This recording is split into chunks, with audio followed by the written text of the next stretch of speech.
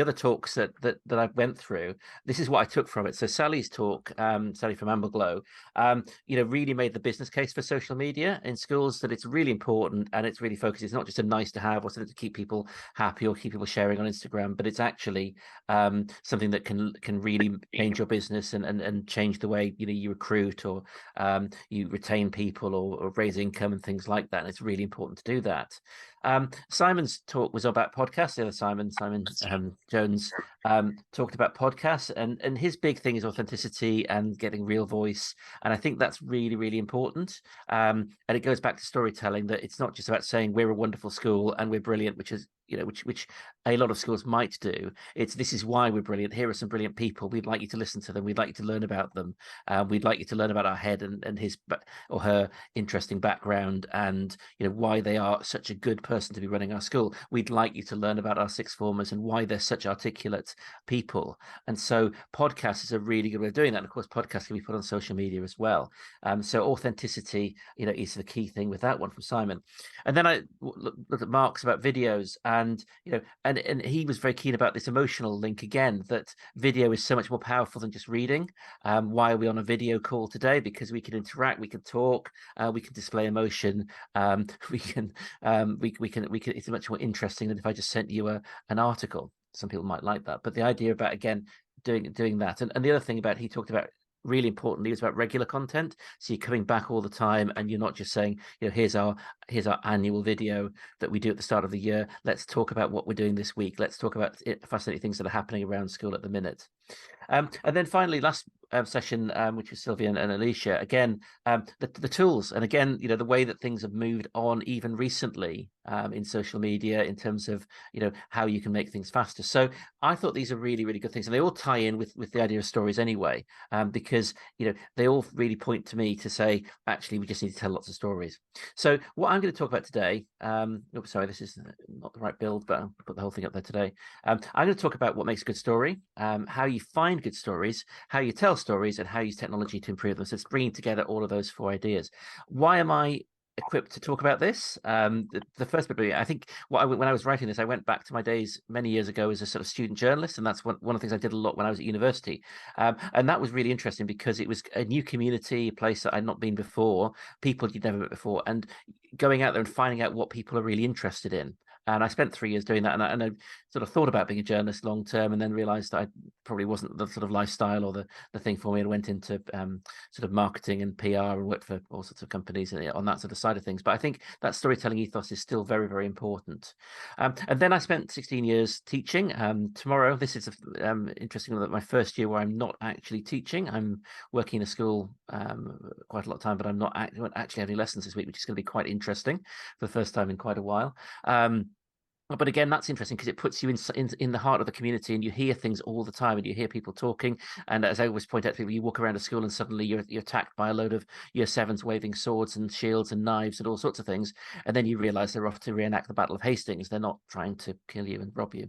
So, you learn lots of things about schools that way.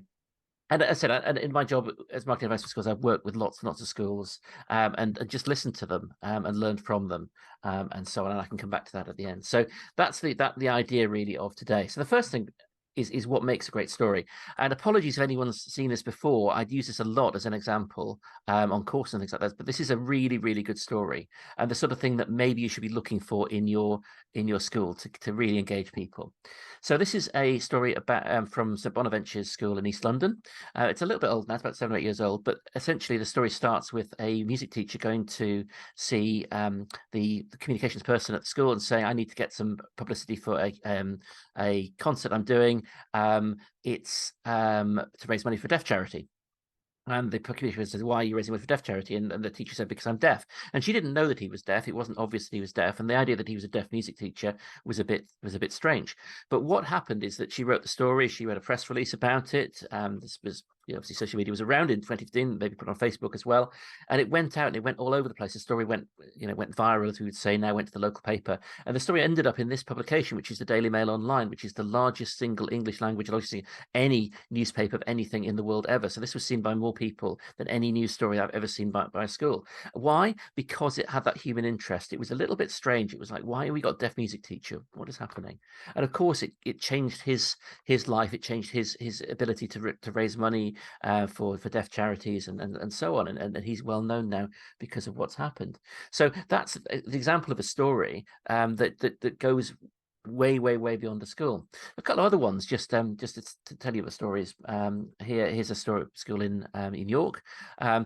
This is your run-of-mill story. Many of you will probably have placed stories like this, but what's great about it? Well, there's a picture there with loads and loads of children from the school in it.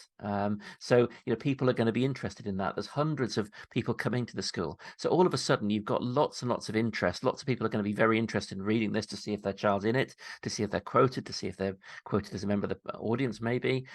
And there's lots of pictures and things that you can follow up on. So again, that's sort of story that you can make a lot of. And this school, Roundtree, is quite famous for its art and has some quite famous alumni who are actors as well. And then something really simple I just put in because I think this came up the last couple of days, and I just thought a little reminder that not all stories are aimed at recruitment or aimed at income generation, the things that I've said before. Sometimes they're aimed at different audiences, like the government, like the recruiting teachers, potential recruits and things like that. And here's an example of Eton doing something to shore up the position of independent schools in the community, to show they make a big difference, and reinforcing the line the Independent Schools Council and people come out with that private schools do a lot for the country. So again, that's something that is really important to think about in terms of stories that you're telling to your community, to make people realize that you're important.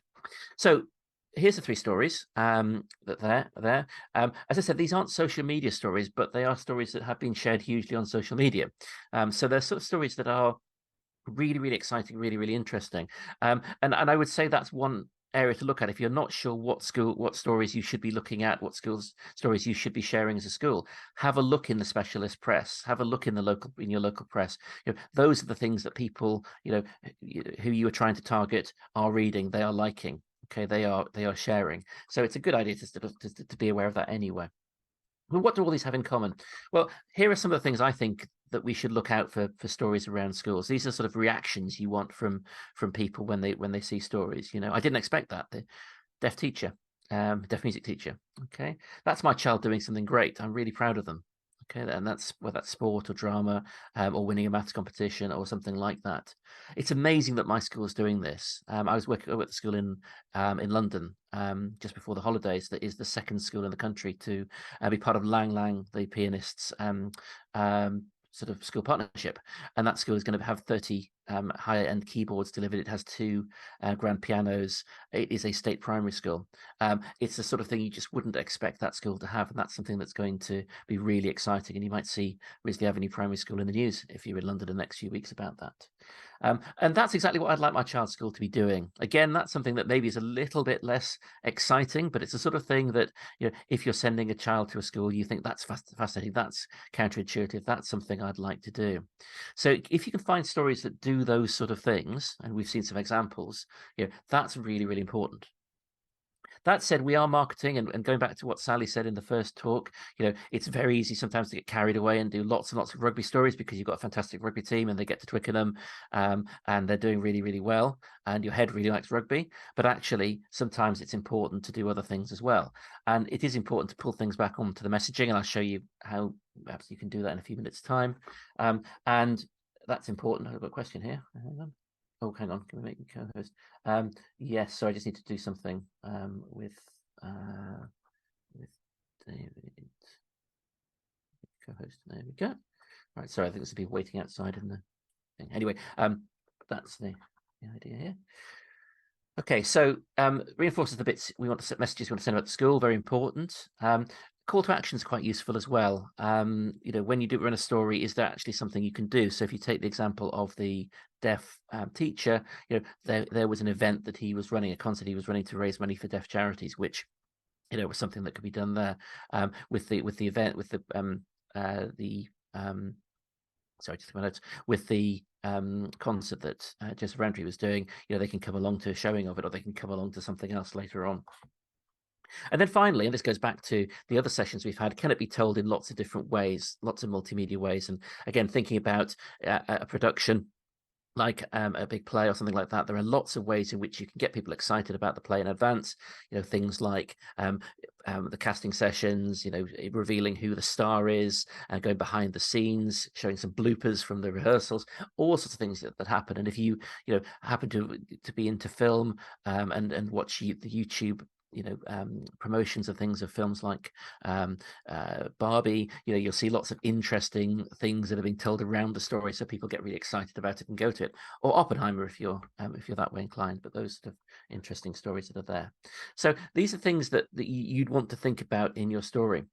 So where do you get them from? Where do you actually find these stories? The first thing is, I think, is to treat yourself, think of yourself as a journalist. And journalists don't just sit there and wait for stories to come to them. They get out, they talk to people, they spend time with different people in school, and that can be be very difficult because of your time, because people are busy. But generally, if you ask people, if you talk to them about what's going on, what's happening in their department, what's happening in their area, usually people are quite happy to talk about that. And the more you get curious about it, the more you can find things that are happening in the future, not just happening, you know, next week, or the worst case, which is when things happened last week and you're sort of expected to go back and find out about it. You know, so be curious, cultivate your sources across the school, and find stories that way. This second one is quite important, and it goes to the idea of marketing and being at the heart of schools. And I know lots of schools are getting a lot better at this, but sometimes teachers and other staff in schools aren't really sure what the purpose of marketing is and why they need to do this, and why they need to find your stories. So sometimes it's worth you, as a marketing person or the head teacher or someone in charge of, you know, the whole sort of external side of the school, you know, talking to all staff, maybe an inset day, maybe something like that, about the importance of this. There was a piece in the TES recently about marketing in schools, which is quite interesting, and it said, you know, you don't want to make your teachers into salespeople. And it was right in that sort of way, that you don't necessarily want teachers to be going out there and trying to sort of smooth people and sell too much. But teachers can really, really help in the selling and marketing process. And this is one really important way, that they know what's happening. They know what's exciting is going on. They talk to parents as well, so they get this idea of what's happening within a school. Something I've done in schools before that I've worked in, I think works really, really well, which is to at the end of meetings, particularly if you're the sort of school that has formal meetings where people, you know, in the department write things up and then send copies of their minutes into the head office, and then they're read by other people. If you have a section at the end that's good news, it makes everything a bit better. So you're not just talking about your GCSE results, which could be good news or could be bad news, or, you know, what's happening in particular subjects. What's actually happening that's really, really good. And if you can write down one or two things, you know, we've got a trip coming up, or we've got some fantastic work here, and that gets passed through to head off the central office, and then so on, you can go and have a look at that, and you can say, yeah, absolutely, that's fantastic. And when you have briefings or staff meetings, if you've got the time, just a couple of minutes to say, okay, what's going on that's really good at the minute? What's the good news from schools? What's the good news around the school?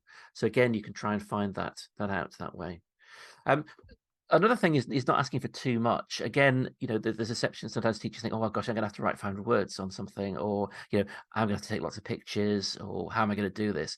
All you really want, if you're working ahead, and we'll see in a second how that might work, is just some basic details. You know, what's happening, who's involved, when is it? And if you get people to just drop you a line about that, you can do something, hopefully, with that information.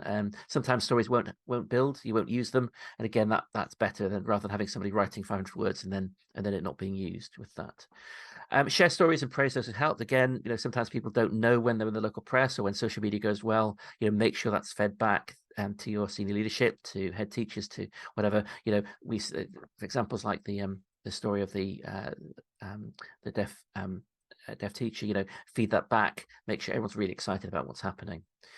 If you have people who are very averse to publicity, then maybe work with them over time and try and find stories. So, for example, if your sports department is really exciting and sends you stuff all the time, which is pretty common, but your maths department says, well, this isn't really for me, maybe spend some time with the head of maths saying, well, actually, is there just one thing that's really good at maths? Because it's really important that we do tell stories about how we're good at numeracy, how we train people. We've got some fantastic results. What's going on here? Or maybe you find a club or something that relates to that. Maybe it's a really good maths club or a maths challenge or something that's coming up that you can work with that.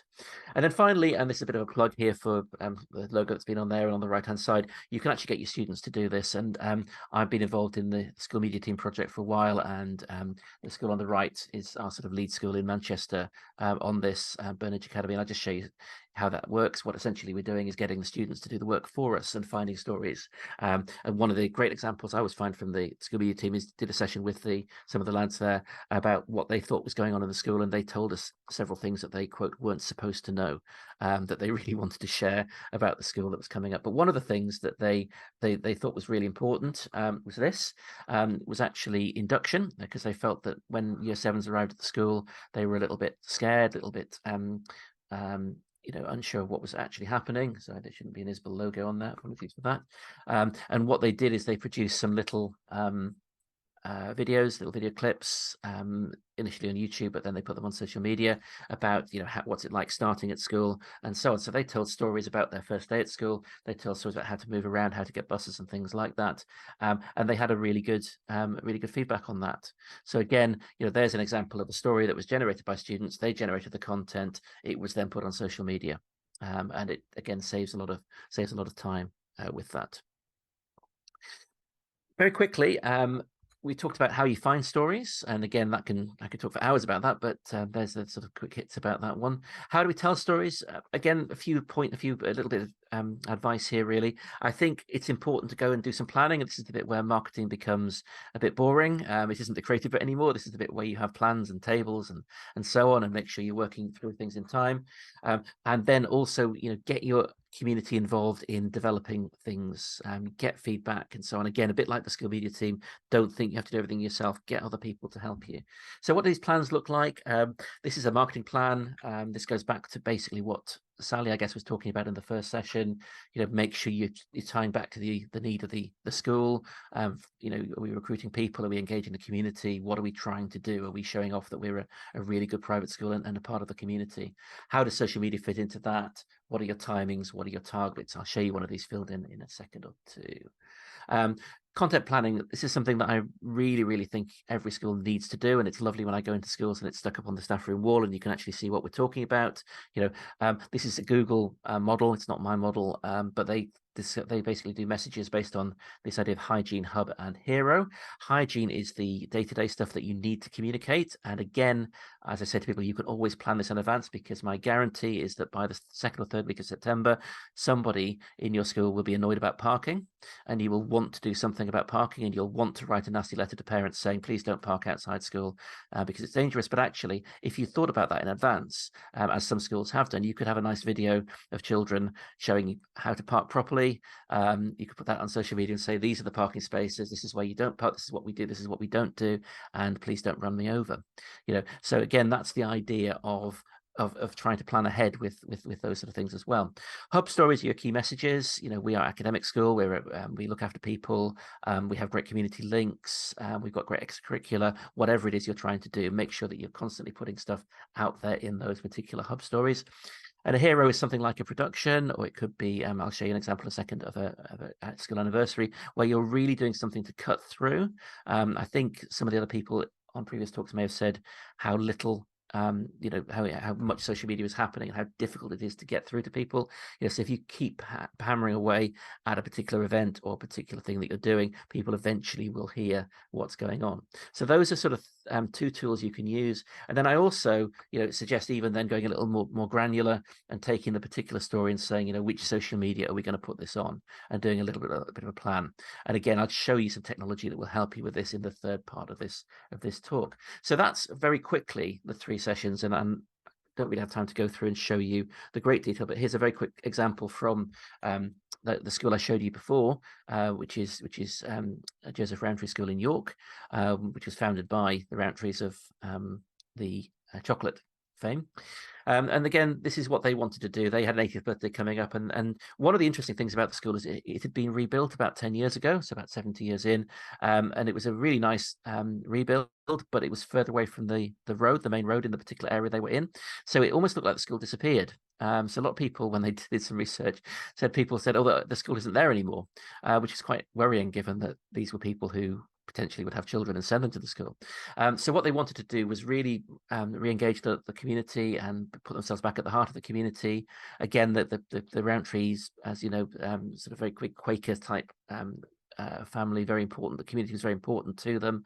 They actually built one of the villages nearby where the school is, New Earlswick and so on. So really important to bring that back in there. So what they wanted to do was make a big celebration of the 80th anniversary. And so what they did is that rather than just saying we've got an event, come to it, they really went for the crowdsourcing route. So they started off with a website asking for memories, asking for information to come in. And they got some fantastic responses from the UK, but also from Australia, from other parts of the world where people had moved to, and so on. And I'm not going to go through the great detail of what actually happened, but you can, again, just here are some of the examples. So here's the website that they put up. If you want to look at that website yourself, it's still there. It's just a Google site. It's not a complicated website at all. It was built by somebody essentially in their spare time. But they started putting in information like 1940 school prospectus and so on. So lots of stuff that was sent to them, lots of memories that came in. What did that do? Well, then suddenly, that gives you so much more social media that you can possibly imagine. So they put in the memories. They went to the local press again. So again, really nice story. What does local papers like? Local papers like stories with lots of people, pictures in them, so they can say, were you in this picture? Is this you? What have you been doing since you left school? So lots and lots of nice social media coverage. And then, when they had their event, lots of people turned up. But again, it's still going. They're not finishing. I'm not saying this is the end of the event. So it's a lovely example of social media just working together and producing some good stuff. This was, as you can see, the weather. This is obviously not this year. This was last year. It's too nice for 2023. It's 2022. They did this. So that's the very quickly the sort of second section, which is how to gather stories and so on. The third section I just want to talk about was technology, and I know that lots of other people, Simon and Mark and people, and everybody else have been talking about technology they use. I just thought I'd mention the technology I use, the technology I recommend to schools, because it sort of overlaps a little bit, and these are the sort of tools that I would use, and I would recommend any school sort of set up to support their social media. I'm not going to go to Canva because the last talk was so brilliant about that. So, look at that one, about all the little tips you can do with Canva. But I will make a big plug for Microsoft Sway, as a great tool for creating essentially online newsletters. Now, again, that's not specifically social media, but they're so easy to share on social media, and normally sharing a newsletter on social media is quite tricky. You have to host it somewhere, but actually putting it on Sway means it's hosted anyway. You could also, and I'll show you in a second, put social media into Sway. I'll show you what Sway is in a second. Other things, I think, Adobe Express, which is like a Canva alternative, basically. If you are an Adobe school and have an Adobe license, you will have this, and it's great, and it also ties in nicely with other Adobe products that you might be using, or that students might be using, like Photoshop or Lightroom or anything like that, or Premiere that they've got in the school. Clipchamp is a new Microsoft video editor, which is worth looking at because it's simple, easy to use, and free if you have your Microsoft school. So again, that's something that might make your life easier. Google Alerts is really, really useful just to see what people are talking about with your school, whether you're mentioned, and again, could bring up some interesting news. And Buffer, I'll show you Buffer in a second because I do like Buffer. It's a really good way of managing the social media process. So very quickly, here's a Sway. And here's a good example of a school in Doncaster that's produced a document. Say their extracurricular clubs document is not on their website anymore. It's a Sway document. And Sway, it becomes very interactive, so they can put in pictures and videos and things on there, but they can also update it. So if you come up with a new club, or if a club closes down, or it's summer and you're not doing rugby anymore, you can amend the document and people can go straight to it, and they can see what's happening with that. So that's quite an interesting example of Sway working with that, and certainly look at these links if they work afterwards, and see what's happening there. Yes, again, just looking here again, I think it wasn't mentioned too much in the previous talk, so I can probably talk a little bit about scheduling. That when you have social media content, a lot of the best times for putting social media content out are in the evenings, even weekends and so on, times when you may not be around. And these tools, Buffer in particular, is a really good way of just putting content into the future. So when you open it up, you can link it to 3 of your social media channels for free, and then you can pay for other ones. And simply you can adapt and sort of slightly amend your social media, and it comes up with suggested dates. So, for example, a good time for sending a LinkedIn post, this is linked to LinkedIn actually, is at 6 o'clock in the evening, because often that's when people come in, sort of finished work, and they may be traveling, they may be looking at their phones on the bus, or they may be back at home and sort of settling down for a little bit. With things like Facebook, sometimes it's 8, 9 o'clock in the evening, when families have put their children to bed and are finally checking out what's happened during the day. So that allows you to do that. And Adobe Express has a schedule function as well. I think it's in the, I don't necessarily know if it's in the free version, but it's in the version that schools have, again, that you can use that way. So that's the sort of idea of stories. Really, we find stories, we tell them in different ways, and we share them. So I thought, it's coming up to half an hour, we should just really summarize, and then please do ask me questions and anything like that based on anything you've seen over the past few sessions. This is like my summary of the whole 5 sessions, really, which is, social media is great, but it's got to be authentic, and it's got to create engagement. So think really, really hard about making it as interesting as possible, involving as many people as possible, being as dynamic as possible, and capturing them all. So yeah, my point's really, think like a journalist, plan well in advance, use all your assets. Please, people always said that being a skill marketer is quite a lonely profession sometimes, and it can be, but there are some amazing resources out there, and you don't know what you've got until you work on it. And obviously there is a wider community of skill marketers as well who can help you with these things, like we're doing today. Explore different ways technology can help, absolutely. And then my words of the year are persistent and consistent. Don't give up just because something doesn't work the first time. Keep giving those messages, keep giving the same themes.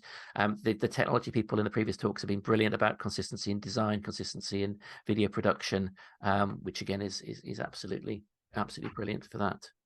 And then essentially, so the last little bit, which is, if you want some more help from me, I'm Go By Marketing Advice for Schools, in my other name. And yeah, we do training and various things, but also, very much trying to build up the Skill Media Team idea. Skill Media Team has 11 lessons now. If you want to get in touch with me, I can give you examples, give you access to it, give you a trial of it, because I think the more students get involved, the better for them as well. We need people who are video producers and things of the future as well. So that is very, very quick, and I think it's great it's being recorded, because you could probably go back and listen to it again. But thank you, Alicia, David, for the chance to talk to people about this.